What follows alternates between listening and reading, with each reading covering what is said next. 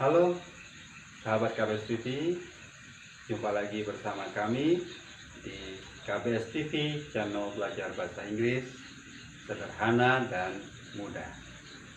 Oke, di perjumpaan kita kali ini kita akan membahas tentang present continuous tense.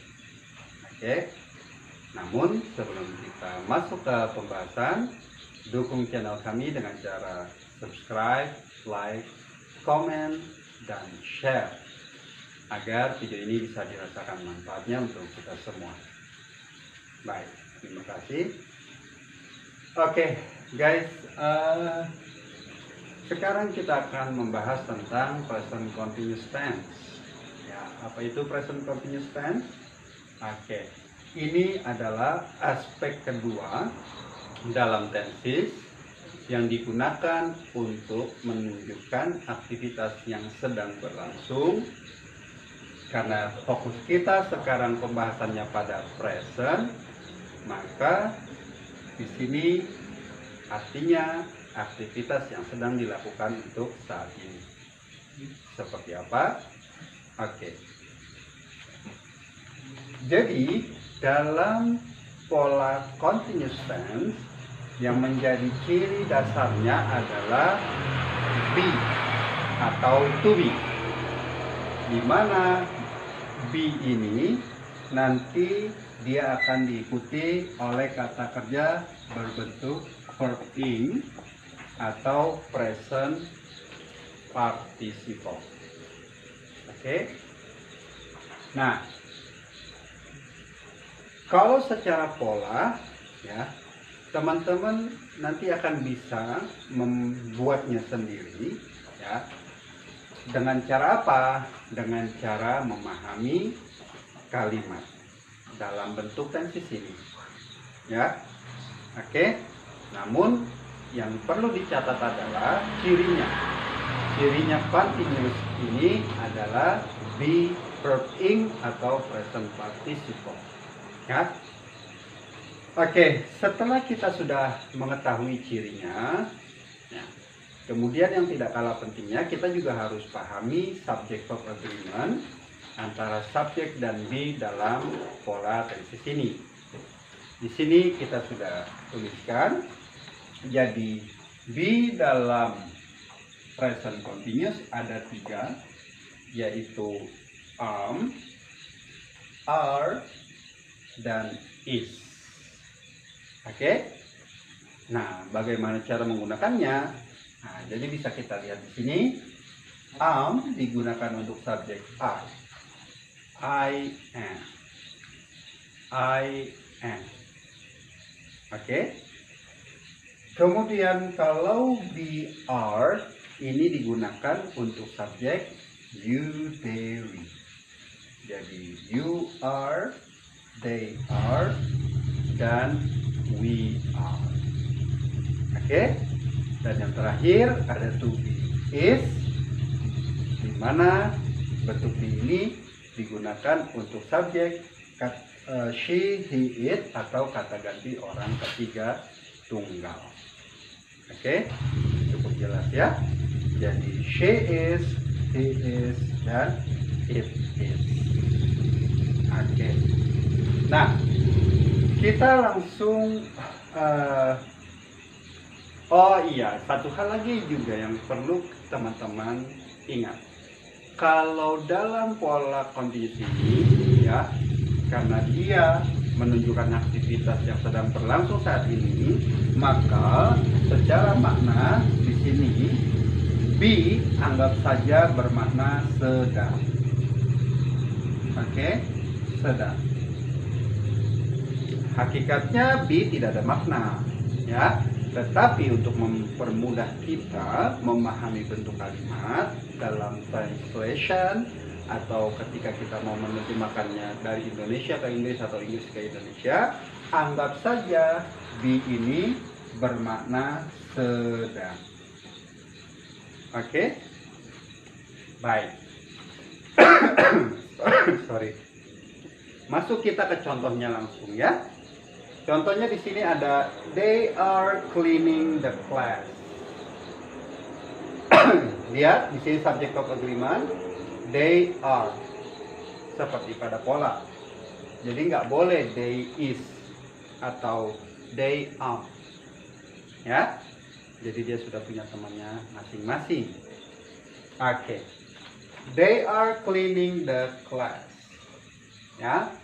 They, mereka, ya, are. Nah, seperti yang tadi saya singgung, anggap saja dia bermakna sedang. Ya. Jadi mereka sedang. Sedang apa aktivitasnya? Cleaning. Ya. Clean, membersihkan. Berarti kalau they are cleaning the class, mereka sedang membersihkan kelas. Mudah bukan? Oke. Ya, itu. Kalau dalam bentuk negatif, kita cukup tambahkan saja not. Negative word not yang bermakna tidak. Di mana posisinya? Yaitu setelah be. Ya, saya kasih tanda di sini. Oke.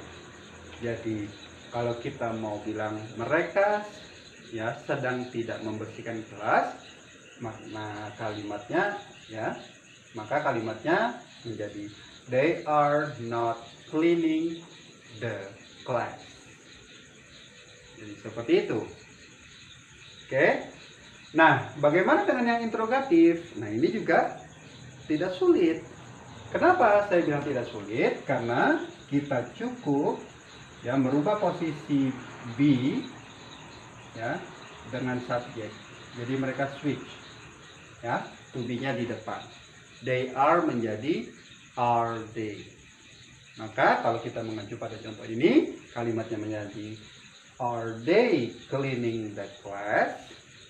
Pertanyaan tenses pasti bermakna apakah. Jadi maknanya apakah mereka sedang membersihkan kelas?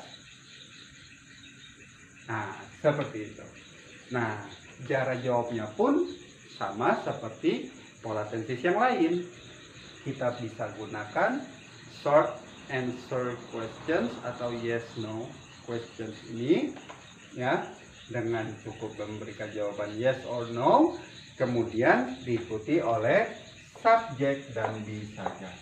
Karena ini maknanya sudah terwakili. Ya. Jadi coba di sini saya tanya ke para penonton di rumah, kalian coba jawab ya dengan yes dan no. Ready? Are they cleaning the class? Oke. Kalau iya, yes, they are.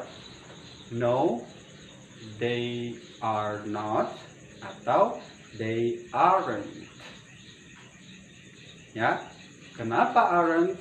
Nah, ini nanti akan kita bahas. Itu namanya contraction atau penyingkatan. Ya, umum digunakan ketika kita sedang berbicara dalam bahasa Inggris. Baik, cukup jelas bukan? Jika ada yang kurang paham, silakan tanya di kolom komentar. Dan buat kalian yang mau belajar bahasa Inggris lebih detail, ya, bisa hubungi admin kami di kolom deskripsi, baik online maupun offline. Oke? Baik, kita lanjutkan. Guys, ya, tadi saya bilang, umumnya ketika kita belajar tenses atau grammar apapun itu, kita disuruh menghafal banyak rumus. Nah, mungkin ini bisa menjadi alternatif baru cara belajar grammar. Ya, dengan cara apa? Dengan cara memahami kalimatnya terlebih dahulu, terutama ciri dari masing-masing tenses. Nah, kalau kita mau sudah memahami bentuk kalimatnya, maka kita bisa langsung membuat pola kita sendiri yang tentunya sesuai dengan kaidah yang baik dan benar. Bukan kita buat-buat sembarangan, tidak, ya. Misalkan di sini Ya, they itu apa?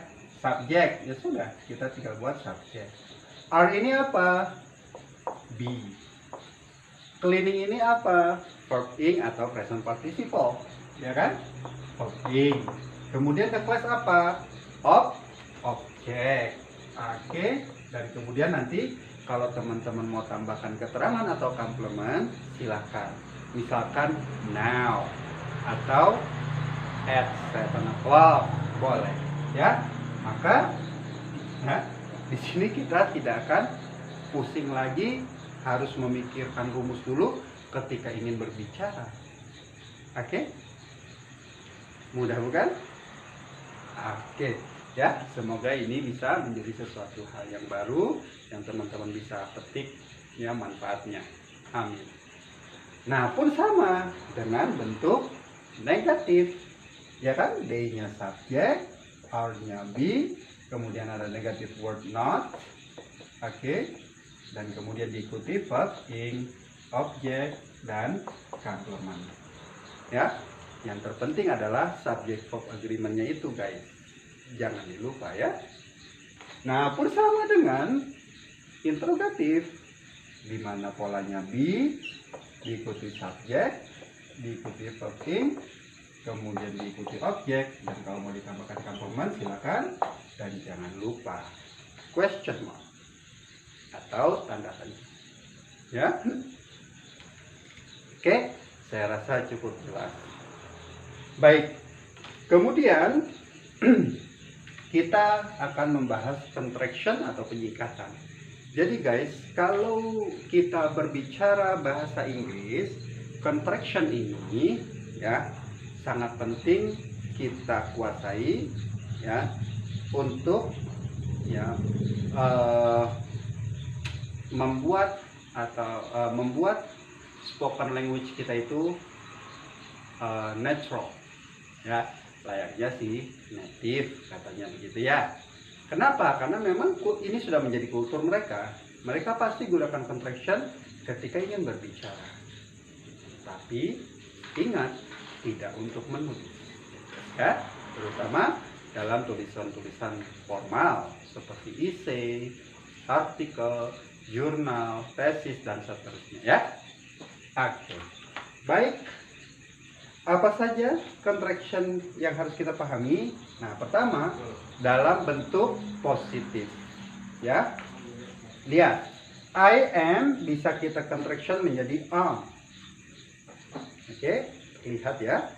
Kemudian you are menjadi your. Ingat, ada apostrof atau koma atas ya. Jadi apostrof ini ya adalah sebagai penanda kalau ada letter yang dihilangkan. Oke, kemudian they are menjadi their.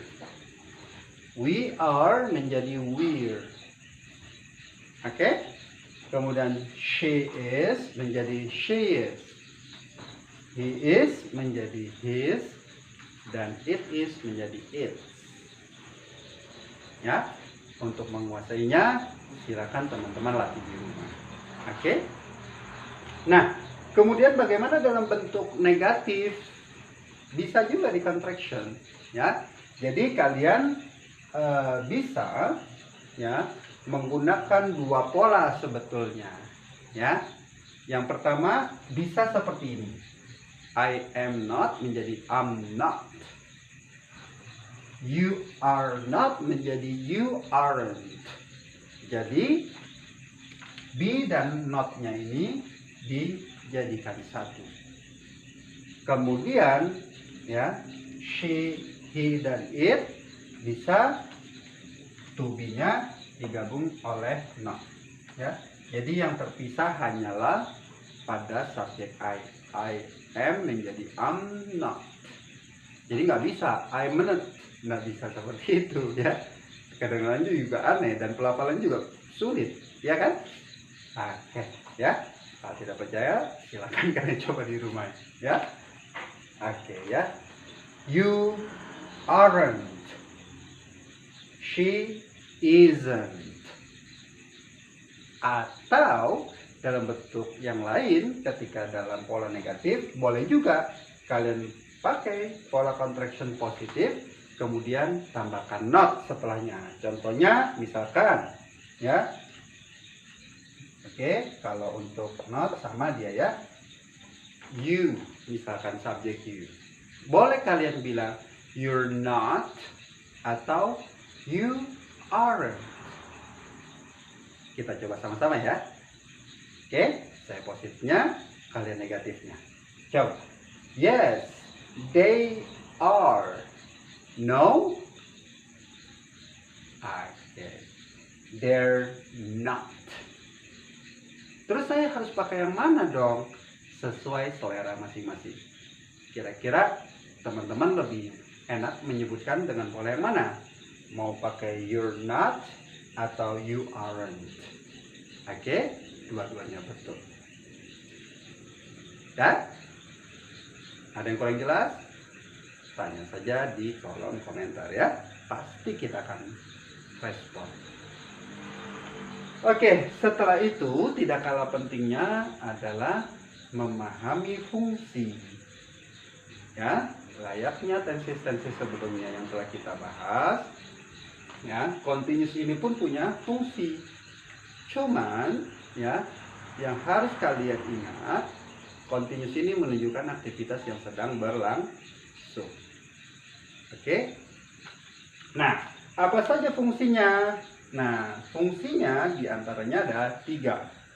Yang pertama adalah action in progress. Jadi aktivitas yang sedang dilakukan. Contohnya bagaimana? Nah, di sini kita sudah tuliskan, ya. Oke, saya taruh dulu tintanya. Contohnya, John is playing game now. Ingat, kata kunci penerjemahannya sedang. Ya, maka artinya John sedang main game sekarang.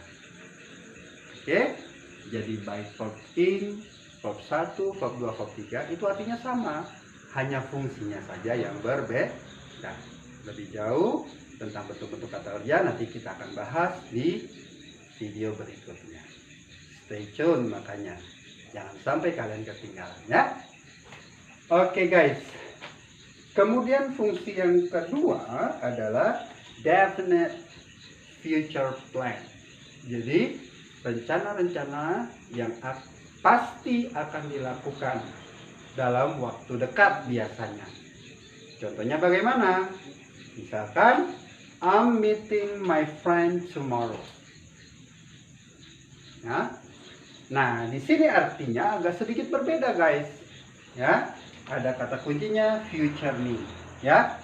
Jadi di sini bermakna akan. Ingat, kalau dalam pola tenses yang umum dijelaskan pola be going to. Jadi serupa dengan ini, ya. Maka dari sini bisa kita tarik kesimpulan ketika teman-teman ketemu dengan kalimat continuous, ya. Jika artinya kurang pas dengan kata sedang, berarti artikan dia akan. Karena ini mengacu pada rencana yang pasti akan dilakukan dalam waktu dekat pada umumnya. Oke? Baik. Atau kita bisa bilang solid plan. Ya, rencana yang sudah matang dan pasti akan dilakukan. Nah, yang terakhir adalah annoying habit, ya, atau constant mistake. Nah, itu hanya istilah saja ya. Jadi aktivitas atau kebiasaan-kebiasaan, ya, biasanya umumnya buruk, ya, kebiasaan-kebiasaan buruk yang sering dilakukan. Ya, jadi berulang terus gitu ya. Contohnya bagaimana? Contohnya I'm always forgetting my key. Key apa? Terserah. Mau motorcycle key, car key, ya kan? Tergantung nanti teman-teman kebutuhan dalam membuat kalimatnya seperti apa. Ya, maka always forgetting my key, saya selalu saja lupa dengan kunci saya. Jadi pelupa. Jadi kalau udah urusan kunci dia lupa lagi. Udah diingetin lupa lagi. Nah, itu ya yang dimaksud dengan annoying habit. Ya, cukup jelas bukan? Baik, guys. Jadi intinya berbicara present continuous tense ada 3 hal yang harus kalian pahami. Pertama adalah ciri, yaitu be, verb being. Kemudian yang kedua adalah terkait dengan fungsinya, ya. Dan yang terakhir, ya, tidak kalah pentingnya juga adalah contraction. Ini sangat bermanfaat dan penting, ya, terutama ketika teman-teman berhadapan dengan listening, ya, karena mereka biasa menggunakan contraction, ya nanti lebih jauh bisa kita bedah di pronunciation, ya, tapi tidak ada salahnya kita singgung di episode ini, ya. Jadi karena dia menggunakan contraction, kadang kalau kita tidak paham pola ini, kita tidak bisa menangkap pembicaraan, baik dalam bentuk audio atau ketika teman-teman sedang berinteraksi, karena suaranya sangat jauh sekali, guys.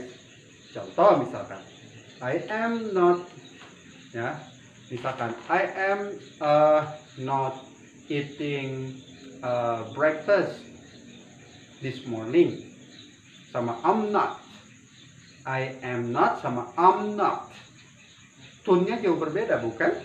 Nah, sebab itu jangan diremehkan. Pelajari agar teman-teman bisa mendapatkan pemahaman yang lebih komprehensif. Oke? Baik, guys. Sebelum saya tutup video ini, jangan lupa subscribe, like, comment, dan share video ini agar teman-teman bisa berbagi juga kepada kawan-kawannya di rumah. Oke? Ikuti terus video kami selanjutnya di channel KBS TV, channel belajar bahasa Inggris sederhana dan mudah. Oke? Mohon maaf kurang lebihnya jika ada yang kurang berkenan. Belajar terus. Assalamualaikum warahmatullahi wabarakatuh.